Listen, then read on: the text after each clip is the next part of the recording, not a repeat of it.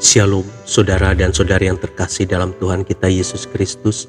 Marilah kita luangkan waktu beberapa menit untuk berkencan dengan Tuhan saat ini, agar dari hari ke hari kita semakin dekat dengan Tuhan, sehingga hidup kita semakin diberkati dan menjadi berkat.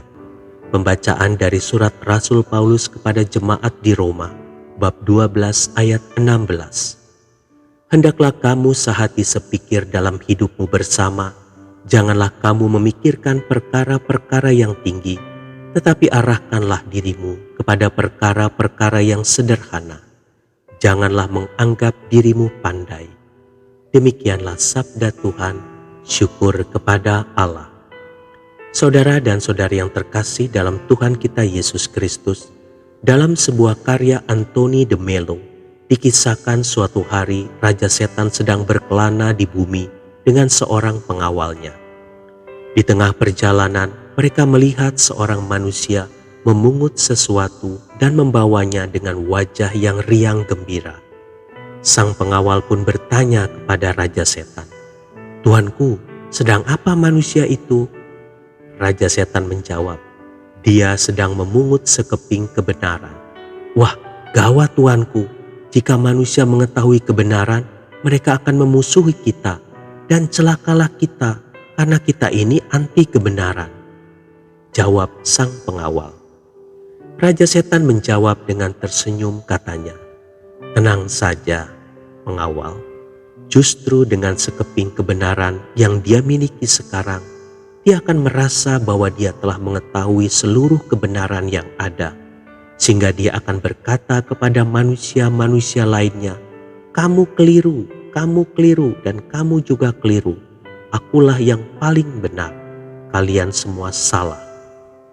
Dengan demikian, dia akan menyalahkan manusia-manusia lainnya, dan mereka akan saling berebut dan saling bermusuhan. Jadi tugas kita akan lebih mudah untuk memecah belah mereka."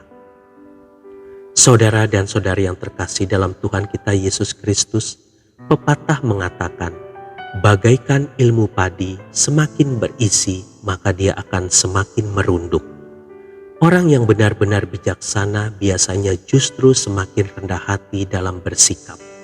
Sebaliknya, orang yang kurang bijaksana biasanya ingin menunjukkan kehebatannya, mendemonstrasikannya, dan berusaha agar mendapatkan pujian dari orang lain. Orang seperti ini biasanya juga akan cenderung mudah mengkritik dan mencari-cari kesalahan orang lain. Mereka merasa bahwa diri merekalah yang paling benar, bijaksana, dan pandai. Namun pada kenyataannya, mereka justru tumbuh menjadi orang yang sombong dan bebal. Hal ini sering terjadi dimanapun kita berada, baik di rumah, tempat kerja, bahkan di dalam gereja dan tempat pelayanan kita. Banyak orang saling menyalahkan satu sama lain tanpa mau bercermin diri. Apakah sesuatu yang dilakukannya sudah benar atau tidak? Hasilnya rasa sakit hati, konflik, dan perpecahan pun seringkali tidak bisa dihindarkan. Oleh karena itu, saudara dan saudari yang terkasih dalam Tuhan kita Yesus Kristus, Tuhan selalu mengingatkan kita, janganlah kita merasa diri paling pandai, paling benar, dan paling bijaksana, kemudian menghakimi satu sama lain. Jangan biarkan kesombongan menjadi celah bagi iblis untuk menghancurkan diri kita. Rendahkanlah hati dan bukalah hati untuk terus belajar dan mendengarkan nasihat dan firman Tuhan, agar kita betul-betul paham tentang kebenaran dan hidup yang Tuhan kehendaki dalam diri kita. Itulah sikap yang benar yang akan mendatangkan berkat dalam hidup kita. Tuhan Yesus memberkati. Marilah kita berdoa dalam nama Bapa dan Putra dan Roh Kudus. Amin. Tuhan Yesus, tambahkanlah kerendahan hati dalam diriku, sehingga aku tidak mudah menghakimi orang lain dan berpikir negatif tentang mereka. Amin. Dalam nama Bapa dan Putra dan Roh Kudus. Amin.